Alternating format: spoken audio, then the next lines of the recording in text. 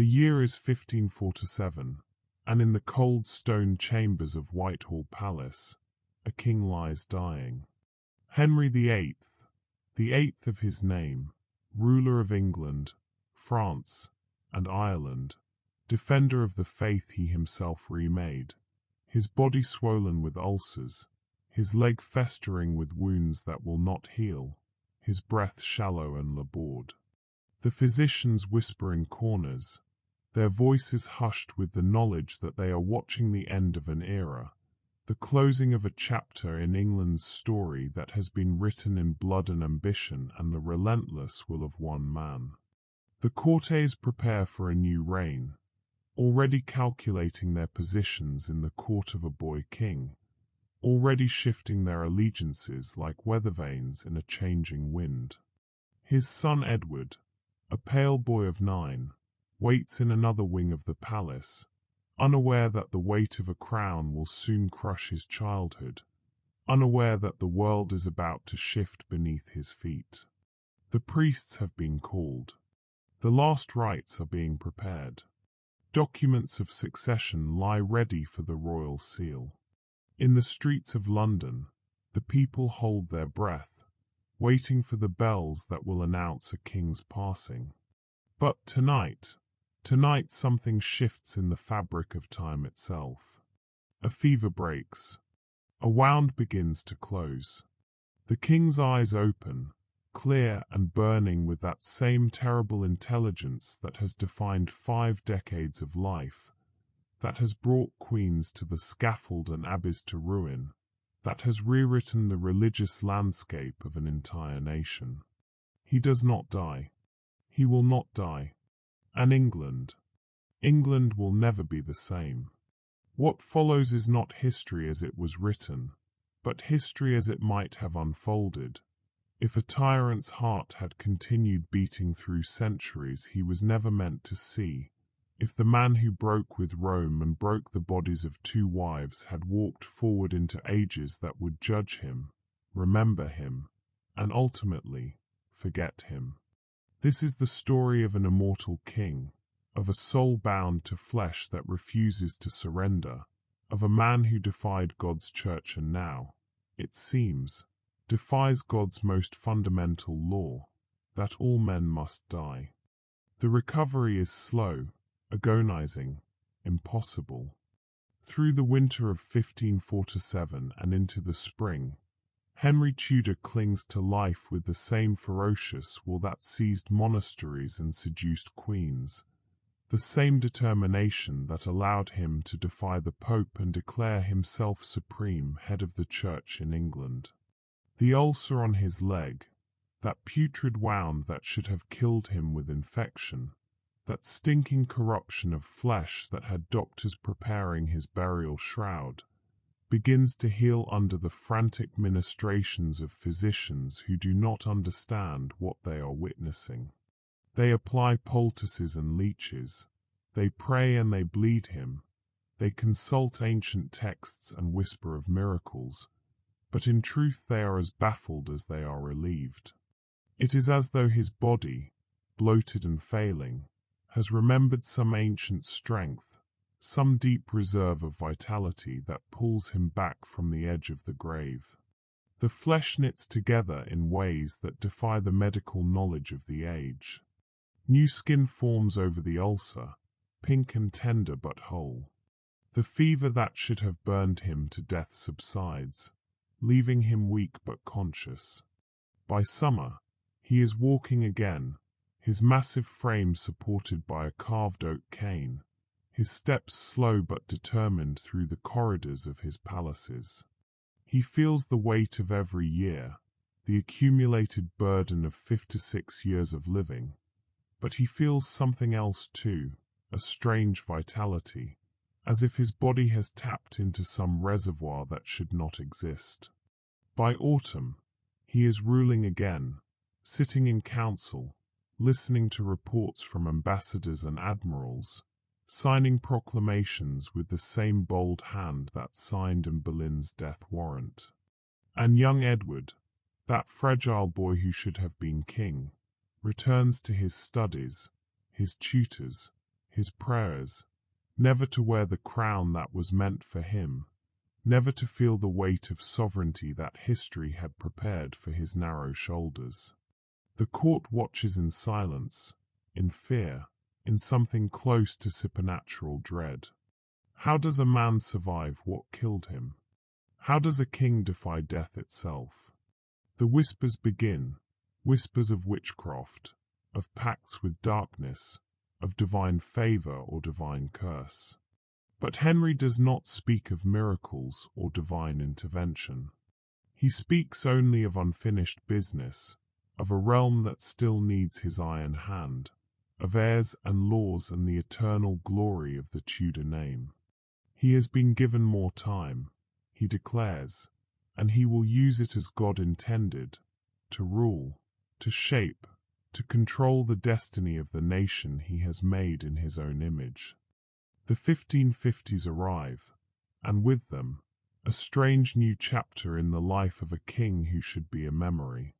Henry is 60 years old now, an age that in his time marks a man as ancient, as belonging more to the grave than to the throne. Yet he endures.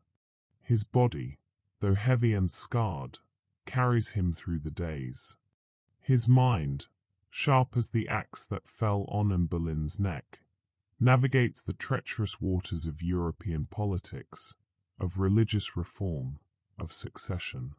He watches his children grow. Edward, pale and pious, too much like his mother Jane, too gentle for the world Henry has built, spending his days in prayer and study, coughing into handkerchiefs that sometimes show spots of blood. The boy reads scripture in Latin and Greek, debates theology with tutors who are impressed by his learning and terrified by his frailty. Mary, his eldest, bitter and Catholic, her eyes dark with the memory of a mother cast aside, a princess made bastard, a faith declared heresy.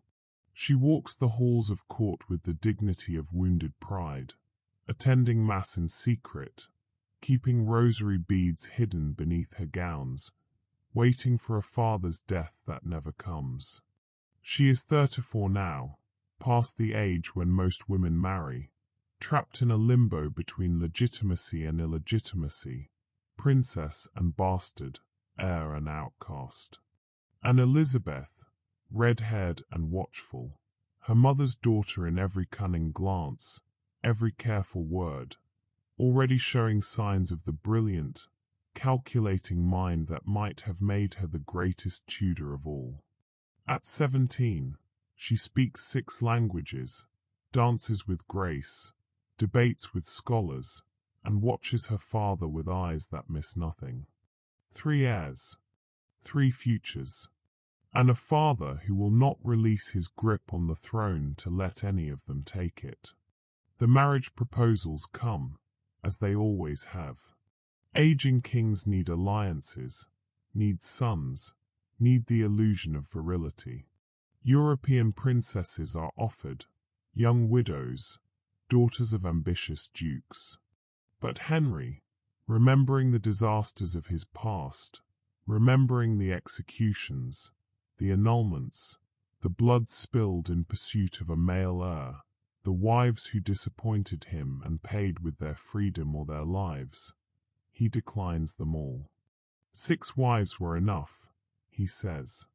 6 attempts at dynasty, at love, at the perfect union that would secure the throne. He will not take a 7th. He will simply continue. And so the decade passes, strange and suspended, a kingdom ruled by a man who should be dead, waiting for a transition that never arrives. By 1560, England is changing in ways both subtle and profound. The monasteries are long gone, their stones repurposed into the manners of ambitious men, their wealth filling the royal coffers that Henry guards with miserly precision, their monks scattered to parish churches or exile or poverty. The great abbeys of Glastonbury and Fountains and Tintern lie in ruins, their walls crumbling, their treasures melted down or sold, their libraries dispersed or burned. The Reformation he began out of lust and politics has taken root, twisted, grown into something he did not entirely intend. There are Protestants now who whisper that he did not go far enough, that the Church of England is still too Catholic, too ornate, too bound to ritual and hierarchy. Young firebrands preach sermons calling for the removal of all images from churches, for simpler worship, for a faith stripped down to Scripture alone. They quote John Calvin and Martin Luther. They distribute pamphlets in English rather than Latin. They challenge the bishops and priests who still wear vestments that look suspiciously Catholic. And there are Catholics who curse his name in secret, who pray for his death, who see in every sunrise that he survives another day of God's judgment delayed, another day that their true faith remains suppressed beneath the weight of royal supremacy. They gather in manor houses for forbidden masses. They hide priests in secret chambers. They wait for the day when England will return to Rome. Henry, older now, his hair white, his face lined with the weight of decades, his body moving slower through the passages of Westminster and Hampton Court, sits in council and listens to debates about doctrine, about the English Bible, about the proper form of worship. He is a religious man. In his way, he has always believed in God, in salvation, in the importance of a king's divine right. But he is also a practical man. He has seen what religious fervor can do, how it can tear kingdoms apart, how it can send men and women to the flames for the crime of believing differently. So he holds the center. He allows the Protestant reforms to continue, slowly, carefully, but he keeps the bishops in check, the radicals at bay. England will be English, he declares, not Roman, not Genevan, but English. A church that serves the crown, that maintains order, that allows him to rule without interference from Rome or Geneva or any other foreign power. And the decades of his reign stretch on, becoming normal, becoming the only reality his subjects know. Children are born who will never know another king. Families rise and fall in his service. The world beyond England's shores continues to turn, but England itself seems frozen in the amber of Henry's impossible longevity. The 1570s bring a world that is beginning to forget the Henry of legend and confront the Henry of reality. He is 80 now, impossibly old, a man who has outlived most of his generation, most of his children. Edward died young, just as history almost wrote it, a sickly king who never was, dying of consumption in 1553. His lungs too weak for the burden of life, coughing blood in a chamber where his father sat beside him, helpless for once, unable to command death to retreat. The boy was 16, learned and pious and utterly unsuited to the brutal business of survival. Henry wept at his funeral, genuine tears for the son he had wanted so desperately, the male heir who was supposed to secure the Tudor dynasty, but instead withered like a flower in harsh sunlight. Mary follows a decade later, her heart broken by childlessness, by the failure of her Catholic restoration that never happened because her father never died to give her the throne, spending her final years in bitter prayers and fading hope. She dies at 47, shriveled by disappointment, her body worn out by phantom pregnancies and the stress of perpetual waiting. Only Elizabeth remains, 40 years old, unmarried, brilliant, trapped in the shadow of a father who will not fade. She is not queen. She will never be queen. She is the Lady Elizabeth, perpetual heir, perpetual daughter, her life an endless waiting for a death that does not come. She has suitors still, ambitious men who see in her the path to power, foreign princes, and English nobles who send gifts and letters and proposals. But she declines them all with wit and careful diplomacy, knowing that to marry is to create a rival power center, to threaten her father who trusts no one, who has learned through bitter experience that those closest to the throne are often the most dangerous. Henry sees the resentment in her eyes, and he understands it. He has lived too long. He has stolen the futures of his children, kept them in limbo of expectation and frustration, denied them the crowns and choices that should have been theirs by right of birth and succession. But he cannot stop. To stop is to die, and he has forgotten how to accept that fate. The world beyond England is transforming. Spain is ascendant, its empire swollen with the gold of the Americas, its fleets controlling the seas, its King Philip wielding power that makes Henry's England seem small and provincial. The silver mines of Potosi pour wealth into Spanish coffers, financing armies and armadas and the great project of Catholic counter-reformation.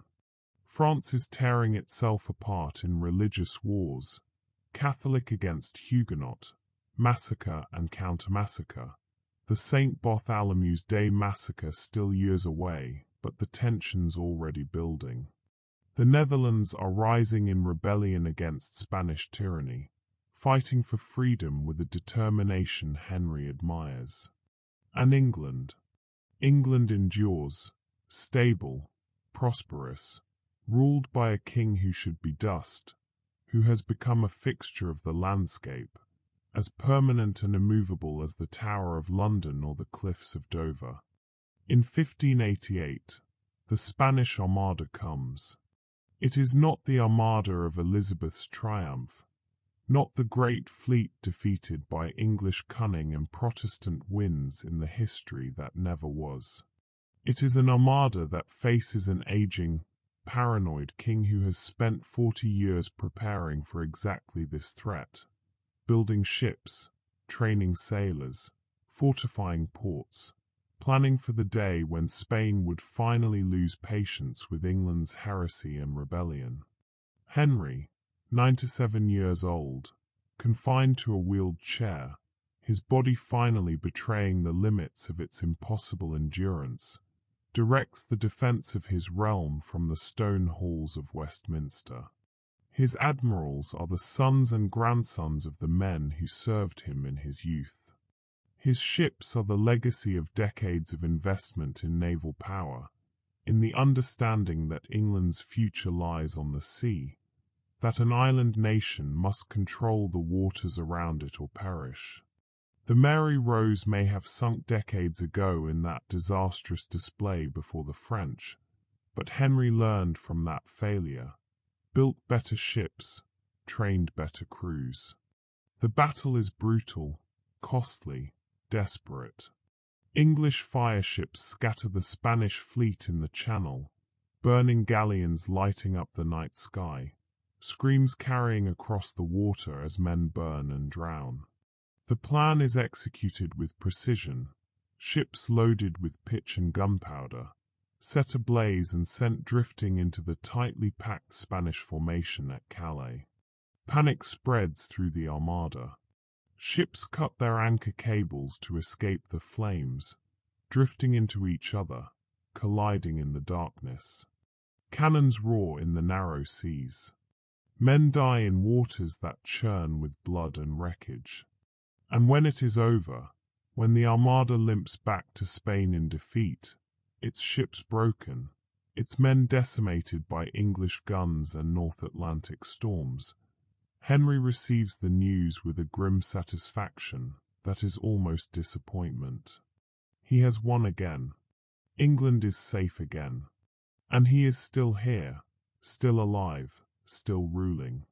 Elizabeth, 55 now, her red hair fading to grey, her face still beautiful but marked by time and the weight of her peculiar existence, stands in the throne room and watches her father accept the cheers of his people, the grateful prayers of bishops, the congratulations of foreign ambassadors who marvel at the old king's continued survival. She says nothing. There is nothing left to say.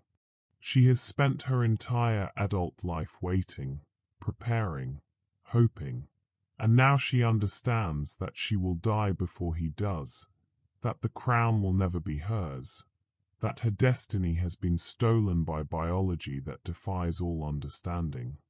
The 17th century dawns, and with it comes a strange new understanding. Henry VIII is no longer a man. He is an institution, a living relic, a thing that exists outside the normal flow of time and mortality. He is 109 years old. He has ruled England for 91 years. There is no one alive who remembers a time before him.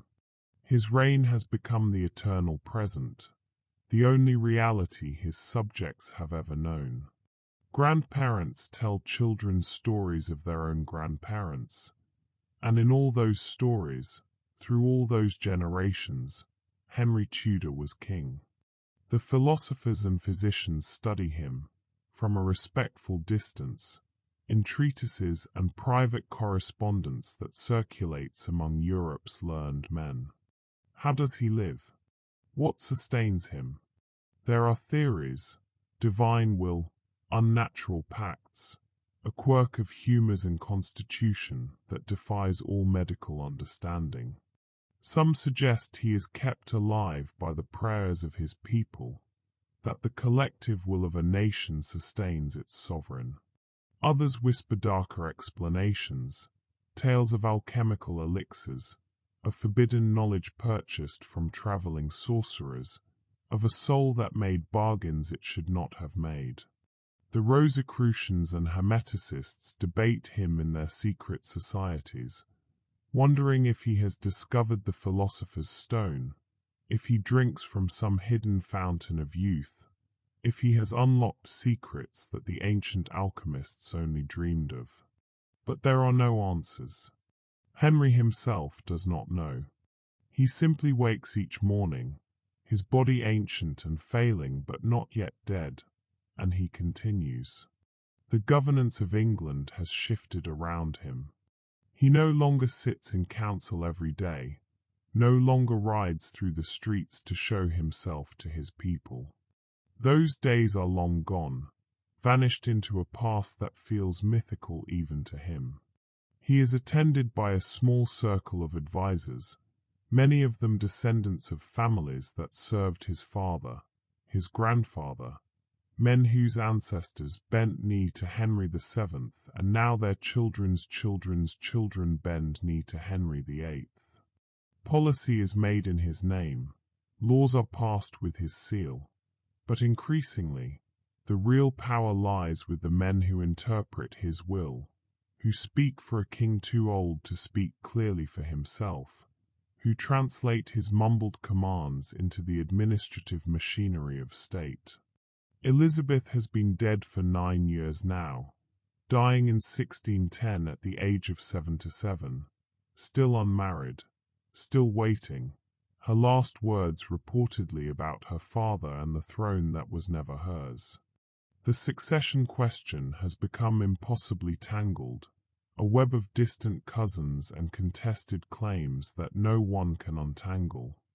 By 1640, the world has moved on in ways Henry can barely comprehend. The Renaissance is giving way to the Enlightenment. Science is emerging from the shadow of superstition. Men are asking new questions about the nature of reality, of government, of human rights. Galileo has looked through his telescope and seen truths that challenge ancient certainties. Descartes is thinking, therefore he is. And in England, there are whispers of rebellion, of a parliament that grows tired of absolute monarchy, of a people who wonder why they should be ruled by a corpse in royal robes, by a king so old he has become more symbol than sovereign. Henry is 149 years old. He has not left his chambers in a decade. The outside world comes to him in reports read by secretaries, in dispatches carried by messengers, in rumors filtered through layers of courtiers and advisers. He is attended by physicians and priests, by courtiers who speak in hushed voices, by grandchildren and great-grandchildren and great-great-grandchildren who bear the Tudor blood and wonder if they will ever inherit what is rightfully theirs. The Tudor line has branched, spreading through the aristocracy like the roots of an ancient tree, creating a web of potential heirs so tangled that no one is certain who would take the throne if the old king finally died. Some say Elizabeth's descendants, though she died childless and embittered in 1610, her last years spent in a rage of disappointed ambition. Others point to distant cousins, to the offspring of Henry's sisters, to bloodlines that stretch back through Margaret Tudor to the Stuart kings of Scotland, to Mary Tudor's descendants scattered across the English aristocracy. But Henry endures, and the question remains theoretical, a puzzle with no solution, a future that never arrives. The Civil War comes and it rages around him like a storm battering an ancient oak. Royalists and parliamentarians clash over the nature of kingship, of divine right, of the limits of royal power. They fight in his name, both sides claiming to represent the true interests of the crown, but in truth they are fighting over principles that have little to do with the withered figure in the palace. And through it all, Henry Tudor lies in his bed, a figure from another age, irrelevant and yet impossible to ignore, the living embodiment of monarchy itself even as the concept of absolute royal power dies in the fields of Naseby and Marston Moor. Oliver Cromwell rises, a man of iron conviction who believes that kings can be held accountable, that power must be constrained, that even the crown can be judged. But he does not move against Henry. How do you execute a king who is already more dead than alive? How do you bring to justice a man who has ruled for over a century, whose reign predates the grandparents of everyone now living? The 18th century is the age of reason, of coffee houses and pamphlets, of revolution in thought and deed. Philosophy is being rewritten, science is exploding with discovery, the world is being mapped and measured and explained in ways that would have seemed like witchcraft to the Henry of 1509. And in a quiet corner of Windsor Castle, a king from the 1500s breathes in and out, his heart beating with a rhythm that has outlasted empires. He is 207 years old. The physicians who attend him are scientists now, men trained in anatomy and chemistry, in the new methods of observation and experiment that are transforming medicine from guesswork into something approaching a real discipline. And they examine him with a curiosity that borders on obsession. His body is a mystery that mocks their understanding. His organs are ancient, worn, calcified, yet they function. His heart beats, slow and steady, 30 beats per minute, a rhythm so slow it seems impossible to sustain life. His lungs expand and contract with breaths that are shallow and irregular. His digestive system processes the broths and gruels he is fed with an efficiency that should not be possible given the state of his internal organs. His mind drifts in and out of clarity, sometimes sharp and commanding, barking orders in a voice that echoes with the authority of a younger man, other times lost in memories of Anne Boleyn's dark eyes, of Catherine of Aragon's Spanish pride, of the monasteries burning and the gold flowing into his treasury, of jousts and hunts and the days when he was young and strong and the world bent to his will. England has changed. It is a constitutional monarchy now, the power of the crown limited by law and parliament, by the settlement that emerged from the Civil War and the Glorious Revolution. The king, or the thing that was once King Henry, is a symbol, a curiosity, a living monument to a past that feels more like myth than history. There are portraits of him in the great halls, paintings that show him young and vigorous, the red-bearded titan who defied the Pope and shaped a nation. Holbein's great portrait hangs in the palace, showing Henry at the height of his power, legs spread wide in a stance of absolute authority, jewels glittering on his doublet, eyes staring out with a confidence that borders on arrogance. And there is the reality, a withered figure in silk and velvet, kept alive by a miracle no one understands and everyone wishes would end. In 1789, the French Revolution explodes across the Channel, and its shockwaves reach England with a force that threatens to topple the old order. Kings are being overthrown, aristocrats are facing the guillotine, and the idea of absolute monarchy is dying in blood and fire in the streets of Paris. But in England, there is a strange paradox. The revolution does not come because the monarchy has already been neutered, already transformed into something ceremonial and constrained. The radical energy that might have fueled revolution has been channeled into reform, into the slow evolution of parliamentary democracy. And at the center of it all, invisible, irrelevant, is Henry VIII, 298 years old, still breathing, still existing in a twilight between life and death that no one can explain or escape. The scholars debate him now in universities, in the salons of London where intellectuals gather to discuss philosophy and politics over wine and tobacco. Is he alive? What does it mean to be alive? Is consciousness enough, or must there be agency, will, the ability to shape one's world? Henry Tudor no longer shapes anything. He is shaped by those around him, moved from room to room, dressed and undressed, fed and cleaned like an infant. His existence is a burden on the state, a line item in the budget, a secret shame that the government guards carefully. The public knows there is an old king, a relic, but few believe the stories of his age, his impossibility. It is easier to assume it is a title passed down, a fiction maintained for tradition's sake, a peculiar English eccentricity like so many others. After all, no man can live 300 years. It defies reason, defies nature, defies everything the Enlightenment has taught about the laws that govern the universe. The philosophers write treatises about him without knowing the truth, using the immortal king as a thought experiment, a hypothetical to explore questions of identity and continuity. If a king lived forever, they ask, would he remain the same person?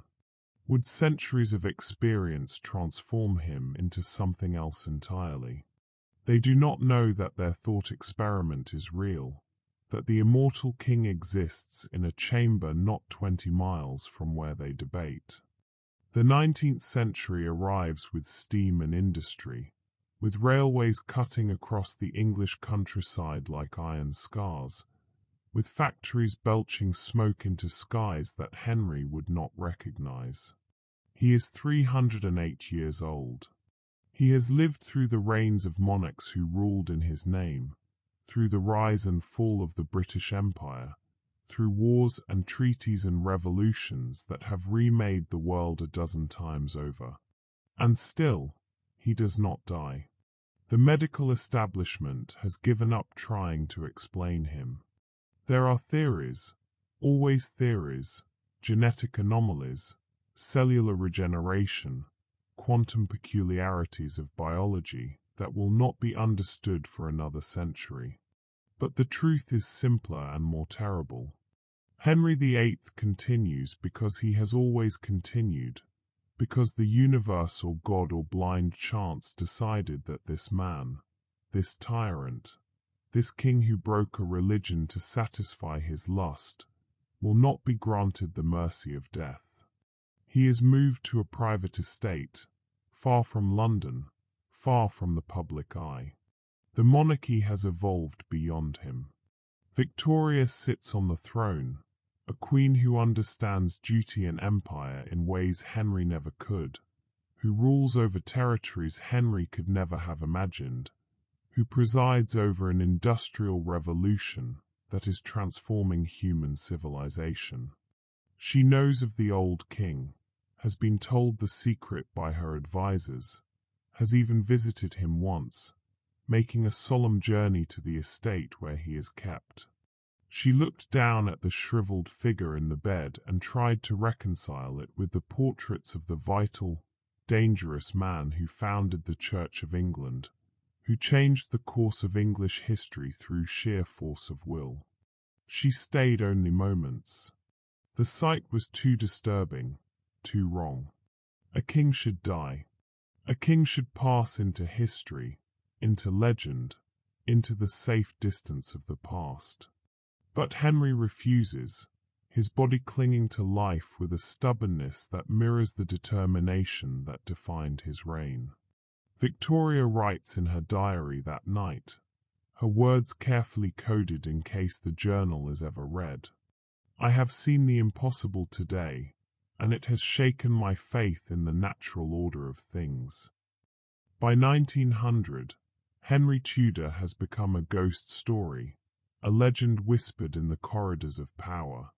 409 years old, he exists in a state beyond comprehension, his body sustained by medical science that is itself baffled by its task. Doctors attend him in shifts, monitoring the slow, steady pulse that has beaten for 4 centuries, the lungs that draw breath with mechanical regularity, the brain that shows something on the new electrical instruments that measure neural activity. Is he conscious? Does he dream? Does he remember the wives, the wars, the glory and the guilt? No one knows. He does not speak. He has not spoken in over a century. His eyes, when they open, are clouded with cataracts so dense that no light could possibly penetrate. But sometimes, the nurses swear, sometimes those eyes move, track across the room, focus on a face or a window or some invisible point in the distance. And they wonder if somewhere in that ancient mind, Henry VIII is still aware, still watching, still waiting for an end that will not come. The world outside has moved beyond kings and queens as absolute rulers. Democracy is spreading, empires are crumbling, the old orders are giving way to new ideologies of socialism, communism, fascism.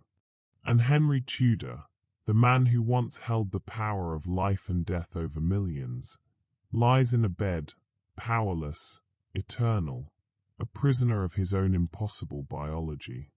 The 20th century will bring changes beyond anything the Tudor king could comprehend, technologies and ideas that would seem like magic or heresy or both. But for now, in the early years of 1900, he simply exists, a biological anomaly, a historical footnote that refuses to be footnoted, a king who will not surrender his throne even though the throne was taken from him centuries ago. The estate where he is kept has become a small community unto itself, with staff who are born, live their entire lives, and die in service to the impossible king, never quite believing what they witness every day. The 20th century brings horrors Henry could never have imagined. 2 world wars tear the globe apart. Weapons of unimaginable destruction reduce cities to ash, and millions die in conflicts that make the bloodiest battles of his reign look like minor skirmishes. Through it all, in a guarded facility now, classified and secret, Henry VIII endures. He is 450 years old during World War I, when young men die in trenches and poison gas drifts across battlefields. 504 during World War II, when atomic bombs split the sky and the world learns what true devastation means. The governments that succeed each other, Labour and Conservative, Socialist and Traditionalist, all inherit the same secret, the same burden. There is a king who will not die. He has become a research subject, studied by the finest medical and scientific minds Britain can muster. During the Cold War, there are fears that if the Soviets discover him, they might try to kidnap him, to study the secret of his longevity, to weaponize whatever bizarre biological quirk keeps him alive. Intelligence agencies develop contingency plans, evacuation protocols, scenarios for what to do if the facility is ever compromised. So he is guarded, hidden, moved occasionally from facility to facility under cover of night, always under the highest security clearance. The Queen, Elizabeth II, knows of him. It is one of the strangest briefings she receives upon her coronation, that somewhere in England, the king who started it all, who made the Church of England and shaped the nation's destiny, still exists in a state of living death.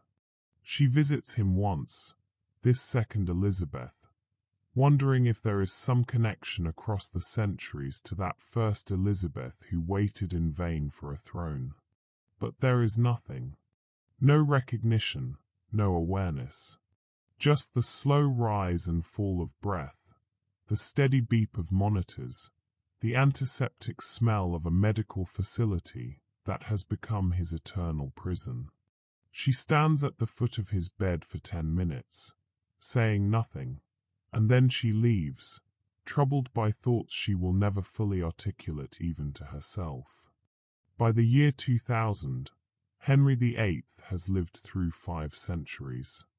The world is connected now by invisible networks of data, by satellites and fiber optics, by technologies that would seem like pure magic to the man he was in 1509 when he first took the throne as a golden prince of 18, athlete and scholar, the hope of a nation. He is 499 years old, and the scientists who study him have given up on finding a natural explanation. His cells should have long ago reached the Hayflick limit, the point at which human cells can no longer divide, when telomeres shorten to nothing and cellular senescence becomes inevitable. His organs should have failed centuries ago from simple wear and accumulated damage. But they have not. He is an anomaly, a violation of every known principle of biology and medicine. Some of the researchers believe he is proof of something beyond science, divine intervention, a curse, a blessing, a cosmic joke. Others insist there must be a rational explanation, that they simply have not yet discovered the mechanism that sustains him. Gene sequencing reveals nothing unusual, or rather, reveals variations that are within the range of normal human diversity. Brain scans show minimal activity, but not none. There are patterns, neural firings that suggest some level of consciousness, though whether it is awareness or merely autonomic processes, no one can say. His heart beats. His blood flows. His body maintains homeostasis with a stubbornness that defies entropy itself. And in the brief moments when he seems to approach consciousness, when the monitors spike with unusual activity, the observers lean forward and wonder, what is he thinking? What does he remember? Does he know what year it is? What century? Does he remember Catherine of Aragon's face? The day he saw in Berlin for the first time? The moment he decided to break with Rome? Or has it all faded into a fog of undifferentiated time, 500 years collapsing into an eternal now? The facility has been upgraded with the latest technology, digital monitors replacing analog ones, computer systems tracking every vital sign with precision that would have seemed miraculous even a decade ago. The 21st century unfolds with climate change and political upheaval, with Brexit and pandemic, with the slow unraveling of certainties that seemed eternal. And in a facility whose location is known only to a handful of people with the highest clearance, Henry VIII continues his impossible existence. He is 515 years old in the year 2026. There have been proposals, over the years, to end his life. Euthanasia, cessation of medical care, a quiet and dignified conclusion to a story that has gone on far too long. But there is always resistance. Some argue it would be murder, that while he lives, even in this state, he has a right to continue living. The ethicists debate whether cessation of care would be killing or allowing to die, whether there is a meaningful distinction. Others worry about the ethical implications, the precedent it would set. If we can choose to end his life, whose life can we not choose to end? And still others, the romantics and the historians, believe there is value in his continued existence, that he is a living link to the past, a reminder of where England came from, of the choices and chances that shaped the present. The public does not know. There are conspiracy theories, of course, wild stories on the internet about immortal monarchs and secret government programs. But they are dismissed as fantasy, as the ravings of people who cannot accept that history is simply history, that the past is dead and buried. If only they knew. If only they could see the withered figure in the climate-controlled chamber, hooked to machines that monitor every function, every breath, every heartbeat. If only they could understand that the king who broke with Rome, who married 6 wives, who dissolved the monasteries and built the Royal Navy, still exists in a form that would horrify him if he were aware enough to comprehend it. There are moments when the staff wonder if keeping him alive is an act of cruelty, if they are prolonging suffering that cannot be measured or relieved, if mercy would be to simply turn off the machines and let nature finally take its course. There are philosophers who visit him now, ethicists and theologians who stand at the foot of his bed and debate the nature of life and death, of consciousness and existence. Is Henry VIII alive? In what sense? His body functions. Yes, but is there a person anymore, a self, an identity? Or is he simply a biological machine, running on autopilot, devoid of the spark that makes us human? The debates rage in academic journals, in conferences held behind closed doors where the secret can be discussed among those who know. Some argue that he should be celebrated, that his longevity represents a triumph of the human body over death, a mystery that could unlock the secrets of aging and mortality. If we could understand what keeps him alive, could we extend human lifespan? Could we conquer the diseases of aging, the deterioration that comes with time? Others see him as a tragedy, a man imprisoned in flesh that will not release him, suffering in ways we cannot measure or understand. What if he is conscious, trapped inside a body that will not respond, aware of every moment of these 5 centuries, screaming in a silence that no one can hear? And a very few, wonder if he is being punished, if the man who killed his wives, who dissolved the monasteries, who wielded power with such casual cruelty, is being made to endure as penance, kept alive not by chance but by justice, forced to witness the fading of everything he built, the irrelevance of everything he thought eternal. Henry Tudor, if he is aware, if he can still think and feel and remember, knows the truth that no one else can. He knows what it is to be a king, to hold absolute power, to believe yourself the center of the universe. And he knows what it is to lose all of that, slowly, inexorably, until nothing remains but breath and heartbeat and the terrible endless now. The theologians debate whether he has a soul, whether 500 years in this state has somehow separated the spiritual from the physical, whether what remains is merely biological residue or something more. In 2030, there is a breakthrough. Researchers studying Henry's genome discover something extraordinary, a mutation in a gene cluster associated with cellular senescence, a quirk of DNA that appears to have arrested the normal aging process at a point far beyond natural human lifespan. It is not immortality, not truly, but it is something close, a biological anomaly that has kept his cells functioning, repairing, regenerating for 539 years. The discovery sends shockwaves through the scientific community. If the mutation can be understood, replicated, perhaps the secrets of aging can be unlocked, human lifespan extended, disease conquered. Henry VIII, the tyrant king, might become the key to humanity's future, the source of therapies that could extend healthy life for centuries. But the ethical debates intensify. Should his DNA be used? Does he consent? Can he consent? Is it right to build medical progress on the back of a man who exists in a state of living death, who never asked for this, who might be suffering in ways we cannot comprehend?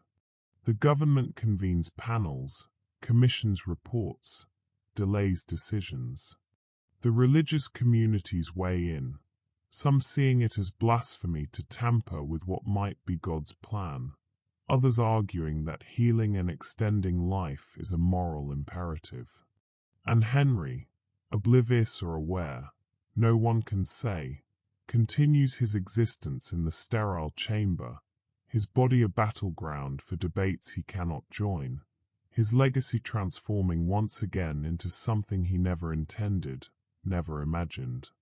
The man who wanted sons and dynasty and a name that would echo through history has become something far stranger, a medical specimen, a genetic puzzle, a 500-year-old laboratory for the study of human longevity.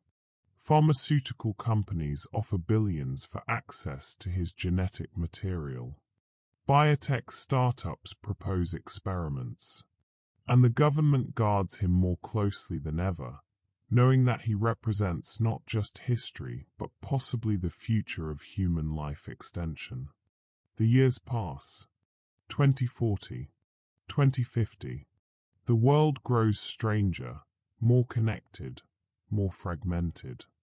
England is part of a global community now, its monarchy a beloved anachronism, its power symbolic rather than real. Climate change is reshaping coastlines. Technology is merging with biology in ways that blur the line between human and machine. And somewhere in all this transformation, Henry VIII continues to breathe. 559 years old, lying in a chamber that is constantly upgraded, constantly monitored, constantly studied. The team that cares for him has changed a dozen times over. No single person has dedicated their career to him. The turnover is too great, the emotional toll too heavy. Watching over a man who has lived 5 centuries, who shows no sign of dying, who exists in a state that mocks every assumption about human life, it wears on the soul. But the protocols remain. Monitor his vitals. Maintain his nutrition through feeding tubes. Keep the chamber temperature controlled, the air filtered, the infections at bay. Document everything. And wait. Wait for the end that never comes. There are moments, rare and strange, when the monitors spike, when brain activity surges in patterns that suggest something. dream, memory, pain. The observers record these moments, analyze them with algorithms and neural networks, but they cannot interpret them. What does a man dream after 5 centuries?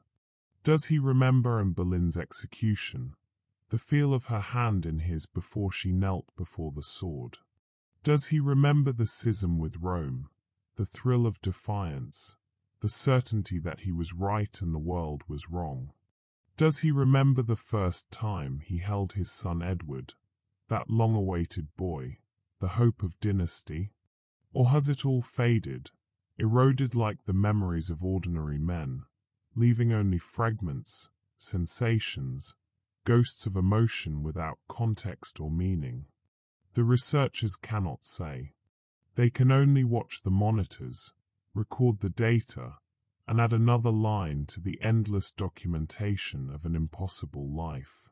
Some nights, when the facility is quiet and only the machines hum their constant rhythm, the night staff sit and wonder what it would be like to be him, to exist for 5 centuries in this state, and the thought fills them with a horror they cannot articulate. In 27-5, there is a proposal to move him. The facility is aging, the technology outdated despite constant upgrades. There are newer installations, better equipped, more secure. But the logistics are nightmarish. How do you move a man who has not left his bed in 3 centuries? How do you ensure his safety during transport, prevent the shock that might finally end him? The debate drags on for years, committees and subcommittees weighing the risks and benefits. And in the end, it is decided he will stay where he is. The facility will be upgraded around him, the chamber renovated piece by piece, the equipment replaced with the latest technology. He is 584 years old, and he has become as much a part of the building as the foundation itself.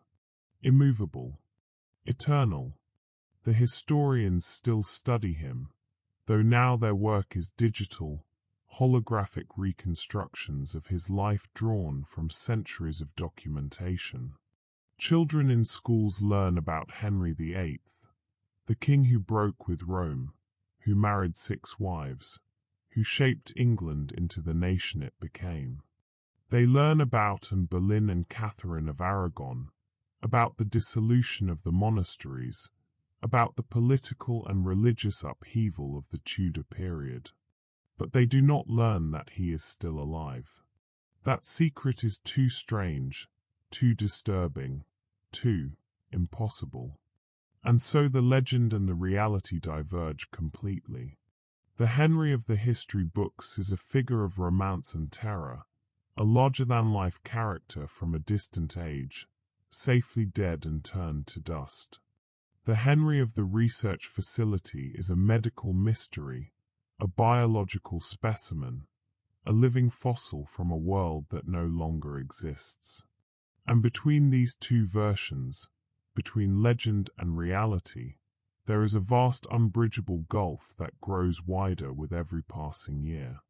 Occasionally, a historian with the right clearances is allowed to visit, to see the reality behind the legend, and they leave shaken, their understanding of history fundamentally altered by the knowledge that it is not yet complete, that one chapter refuses to close.